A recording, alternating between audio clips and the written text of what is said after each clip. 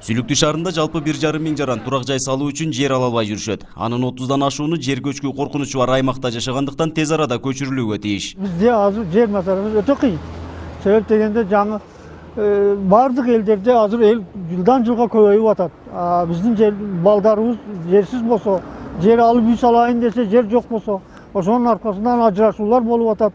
Жери жок, үйү жок. Бир семьяда 3-4 атанын үйүндө 3-4 семьялар жашап атса, шаарыбыз болсо, мындай көчкү жер болсо, каягда сел кетсе, ошол жагынан үйлөрүбүз бузулуп жатса. Бул маселе Лейлек районунун аймагынан бөлүнүп берилүүчү 41 гектар жерге тагылат. 2015-жылы Сүлүктүү шаарынын мэриясы трансформациядан өткөрүп, бирок тургундарга бере албай калган. Жер жоктугунан бизде азыр ушул Карабулактагы, Кенчи айылындагы 41 гектар жер талаш тартышка түшүп, бүгүнкү күнгө чейин ушу чечилбей келип атат да.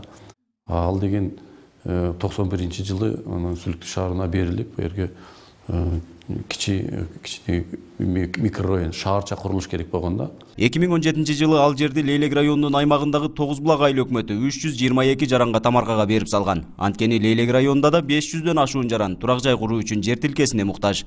15-жылы өкмөттөн трансформация болуп, 16-жылы биз Сүлүктүү шаарга кайра бербөө боюнча айылдык кеңештин депутаттары чечим кылып, ошону биз Сүлүктүү шаарынын эмес, өзүбүздүн Карабулак айылынын жашоочуларынын үчүн берилсин. Себеби бизде дагы бүгүнкү күндө 500дөн ашуун кожолук жерге муктаж. Биз өзүбүз батпай атабыз.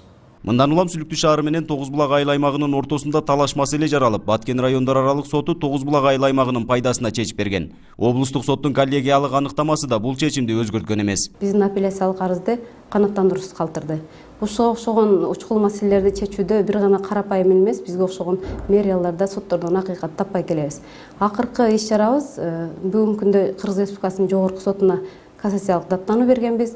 Ошол биз ойлойбуз, соттук териштирүүдү толугу менен иликтеп, мыйзамдуу чечим кабыл алат деп. Токтомдо көрсөтүлгөн эмес, Сүлүктүү шаарынын жарандары үчүн деп Кыргыз Республикасынын өкмөтүнүн токтомунда, трансформация болгон токтомдо Сүлүктүү шаары үчүн деп трансформация болгон эмес да.